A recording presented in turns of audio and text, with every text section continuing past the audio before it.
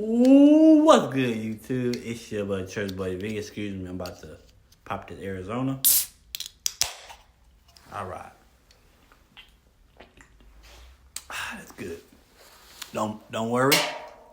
I do have water after I drink it. Ouch, my neck. I do have water to chase it down with after I drink it. Well, good evening, y'all. It's a blessed day today. I'm excited, man. I've been waiting for this video. I've been saying this in like last 2 weeks, but I've been waiting for this video to drop, and it finally dropped yesterday. So I'm excited. I hadn't watched it yet. I want to wait to react with you guys. This is, I say this is one of my favorite YouTubers that do documentary. What's it called? Documentary videos of different companies or productions and stuff. So I'm excited. I love how he do everything. I love his commentary and shoot, I support my my people shoot when they doing stuff. But he a great YouTuber, and he do great thing. He do great work. And he one of them YouTubers that don't be having copyrights and stuff when you react to his stuff. So that's another thing. He don't mind my brother doing reaction to it. Cause other YouTubers, but you do reaction to their stuff, you get copyright not copyright strikes, but you just get copyright on doing it. But he ain't like that, so that's cool. And hey, give him more audience, a new audience to him. So let's get into the video, y'all. I got my chips. Y'all know I love my chips, so excuse me if I be crunching in y'all ear. Let's get into the video. I'm excited. I ain't gonna say what production it is, but hey, everybody know this number hits. So let's get into the video. Catch my fish, ride my truck, drink my fish, not wake up talk. Okay, I want pie. Anyone else want pie? I want pie. Taco Shack, Taco Shack. Illuminating television. Taco Shack. Yeah! Hi, I'm Paul.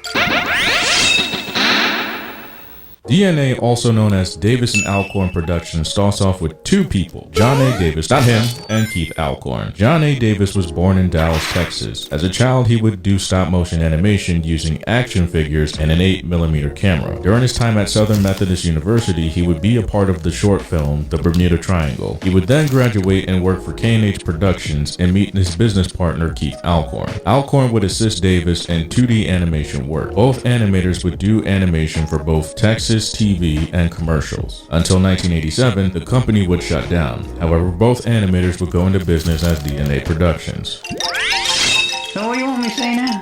After the shutdown of K&H, D.n.a would be in business a month after the shutdown, moving from Dallas to Irving with a $5,000 loan. In 1994, D.n.a would reach out to companies for work. Mary Kay, Kroger, and Dairy Queen would be the first line of animations done by them, with only 6 employees at the time, while on the side would create shorts for indie festivals such as Weird Beard, The Adventures of Nipple is Nipplebee, and Nana and Little Puss Puss. At the same time working for Mary Kay, D.n.a would make AJ's Time Travelers for Fox Kids. The show would last until 1995, while John Davis would make his hit show idea that would blast the company off. That's right, darling. We want to help. I'm willing to spot you. What do you bet? 3,000-4,000 pounds? Hi, I'm Daddy Quasar. This is my robot dog, Gunner. Jimmy Neutron was the chicken, Johnny Quasar was the egg. The concept idea was made by John in the late 80s, about a young boy who builds a rocket to run away from his parents. Johnny's name comes from both Johnny Quest and Captain Quasar. John revisits the idea in the late 1990s and produces a pilot to then give to SIGGRAPH and meets Steve Odekirk, who would then be intrigued by the idea. The pilot would then be pitched over to Nickelodeon. Right around the same time, Dexter's Laboratory would premiere its pilot script on What a Cartoon. Coincidence? I think not. Nickelodeon former president Albie Hecht would describe the prototype as, quote, the perfect Nick kid. A good amount of intelligence for kids to aspire to be, and the creativity of a child. The exact opposite of Dexter, who would make inventions more adult-like and destructive in nature, whereas Dee Dee would come in and destroy the inventions as the invention of the week type show. Problems arose with the original name, as the name could be in copyright violations. The name had to be changed within a time frame. Davis would brainstorm various names and come up with Jimmy Neutron. The character itself was difficult to promote as the show would be released in the 2000s. Keep a bookmark here. In 1997, D.n.a. along with Steve Odekirk would collaborate on two shows, The O Show for NBC and Santa vs. the Snowman for ABC, which brings us right back to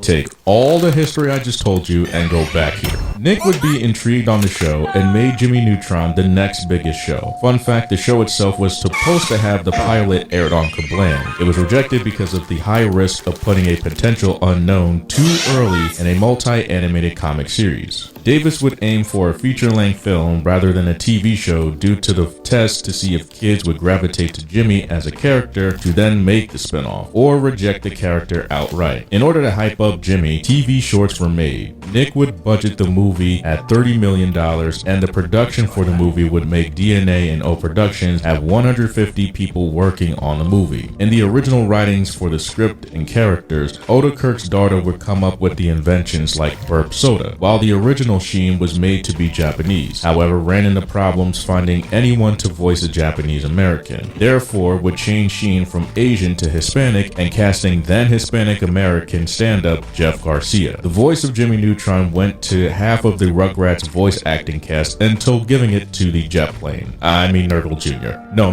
the clay blob. No, wait, the lightning shooting Momoto. I mean Debbie Derryberry would be the final casting decision after being rolled in various shows. In production, the movie was created using Project Messiah, Adobe Photoshop, and Maya Fusion. Various scenes were resized and redone over looping and took 24 months to complete. Franchising was done moderately to promote the film, and the soundtrack was featuring artists of the current decade like Aaron Carter, Bowling for Soup, NSYNC, Britney Spears, and Little Romeo. The release of the movie was in 2001, but teaser trailers were on Rugrats in Paris in 2000 to finalize the hype. Trident, THQ, Burger King, and Nickelodeon would partner to make clothing and merchandise for the release of the movie. Jimmy Neutron would also appear on iDance in various episodes of the show, altering the episodes to better hype the show. The movie was released December 21st, 2001, 7 months after Shrek and a month after Monsters, Inc. Jimmy Neutron reviews would come back positive, and kids loving the movie with the box office of $102.9 million, $1 million less than Rugrats in Paris, and not being able to compete with Monsters, Inc. and Shrek, which would have $500,000 more in box office revenue, albeit able to compete with The Lord of the Rings, The Fellowship of the Ring, and Ocean's 11. Jimmy Neutron was nominated for an Academy Award but lost to Shrek. It was Nickelodeon's first movie to receive a nomination. Brings a delicious assortment of sweet delights. Got it, boy! Got a creamy filling. So, that's crazy. I didn't know that.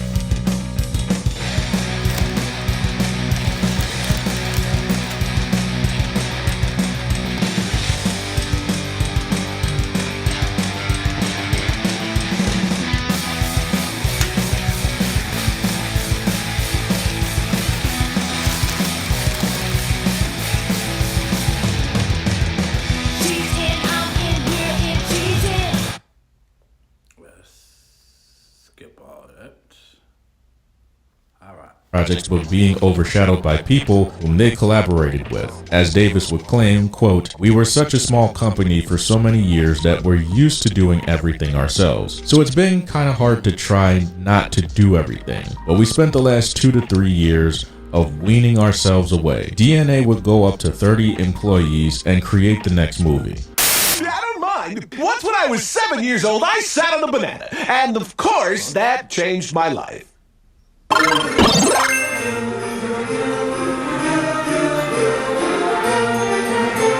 Olive the Other Reindeer was a children's book by J. Otto Seibold and Vivian Walsh in 1997. The special would be made in 99, and the same time Futurama was made for Fox. D.n.a. would collaborate with the Curiosity Company and Flower Films and would produce the show, about a dog named Olive who would misinterpret the lyrics to the famous song Rudolph the Red-Nosed Reindeer. She would go on a quest after Santa's reindeer was unable to fly Christmas night. The show would blast in viewership on the first showing to 6.0 1.06 million viewers. It aired on Nickelodeon in 2001, then Cartoon Network in 2002. It aired on Christmas for a few years on the WB and the CW until 2012. D.n.a would also assist Odekirk in 1999's pilot of Barnyard, but was not a part of the movie in the later years. D.n.a would produce The Adventures of Jimmy Neutron Boy Genius in 2002, after the movie in 2001. The show would last 3 seasons and 3 specials. The mascot would change from Helix the cat to Paul the monkey, and to better explain this, I found an interview from this creator on Paul Clarehout. Shout out to this creator. Make sure you subscribe to him. Well, the voice tag was actually recorded for another project that Keith Alcorn was doing. And I think I did that while we were just testing the mic levels. And Keith was just saying, say stuff, say, hi, I'm Paul or something. And I was doing my Gomer Pyle impression and just goofing around in front of the mic. And that project never got made. Keith, I guess, never finished it or went any farther with it. And then one day he said, hey, come and take a look at this. And it was the Keith logo going, hi, I'm Paul. And that was it. So it's like, okay, I guess we're getting rid of Helix the cat, which was our original D.n.a logo. That's crazy. Which is kind of too bad. I liked Helix, but I'm honored to be Paul the Three-Eyed Monkey. So at the same time, O Productions and D.n.a would continue Jimmy Neutron until D.n.a's last project, which would ruin them.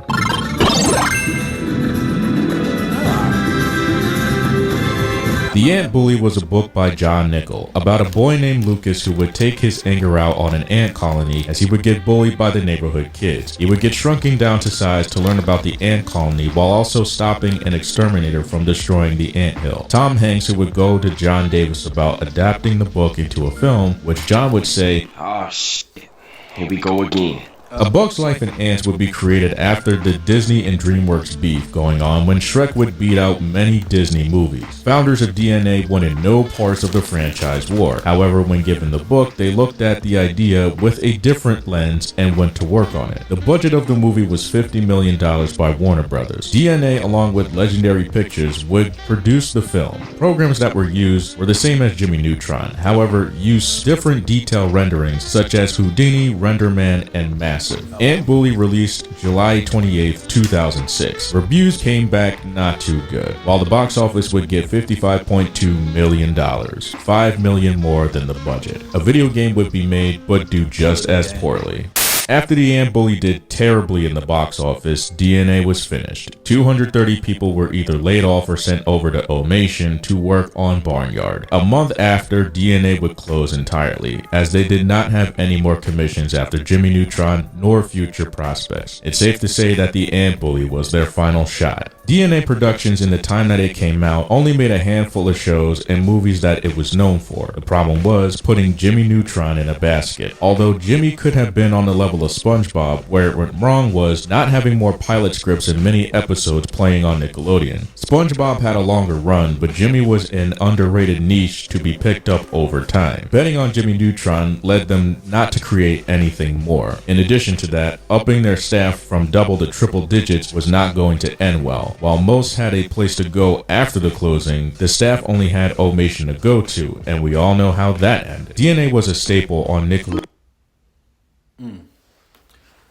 And just thinking about it, Jimmy Neutron, you ask any kid in my generation, Jimmy Neutron is always mentioned. So it wasn't slept on. It was just Nickelodeon had a ton of hits. SpongeBob, Rugrats. They had even when you go to Nick Jr. and stuff like that, they had nothing but hits. See, SpongeBob, they had Rugrats, they had Hey Arnold, they had Doug at a point in time. They had, I'm trying to think who else they had on there. What other shows? Let me see. They had not Disney.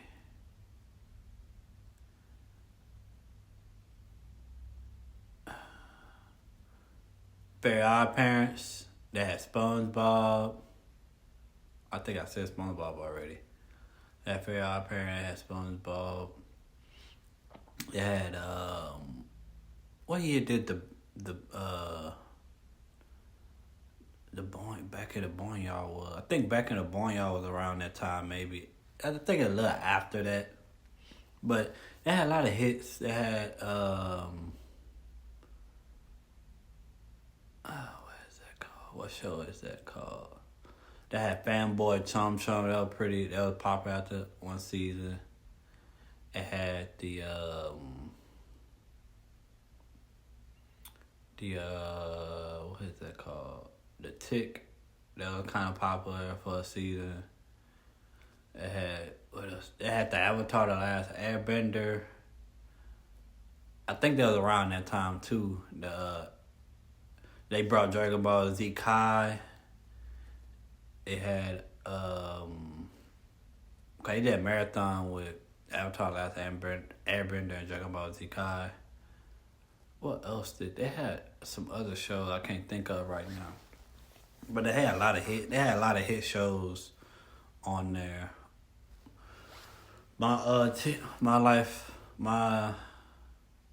teenage life as a living robot was on there. They had Invader Zim. They had a lot of heat on these shows on Nickelodeon. So, but Jimmy Neutron always mentioned. They always mentioned, to be honest. So I don't think they were slept on. It's just a lot of hits. So the Carl D.n.a. production Carl, that was always iconic too, because when they started doing Jimmy and Timmy Power Hour, you seen that 3-eye monkey. I'm Carl. That's all I known growing up was that monkey. So that's like crazy, crazy good. But Jimmy Neutron was not slept on. I was shocked it was 3 seasons. I always thought it was longer than that, but it was 3 seasons, so it was a good show. And when they did the Jimmy and Timmy Power Hour, Danny Phantom. They had Danny Phantom at that time. Oh man, the Jimmy and Timmy Power Hour. When they did collabs with shows, man, they had Cat Dog. They had a lot of hits on Nickelodeon, bro. So that was good. I learned a lot. I didn't know they did like smaller other stuff. I know it was a small company. I know they were that small. And the Ant Bully was a pretty good movie. The game was alright. It was decent, but dang. But like that movie compared to other movies was trash. Compared to other movies, the Ant Bully was trash, to be honest. But it was a decent movie to watch. But man, hope y'all enjoyed this documentary history video. This is beautiful. I'm waiting for another one he about to do. He about to do another one that we all know and in love with. He about to do another production. So this was beautiful. So shout out to my boy. Y'all have a blessed one. God, Jesus, Holy Spirit, I love you. I love you for sure. And y'all stay blessed and watch my other videos I post. And y'all just stay on the lookout this week. Finna be posting stuff. I ain't gonna say what, but it gonna be I'm gonna do something new this week. It's something I've been thinking about doing, so I'm gonna do something new. So y'all just stay alert. Hit the notification bell, hit that like, hit that share, and subscribe. We out, baby.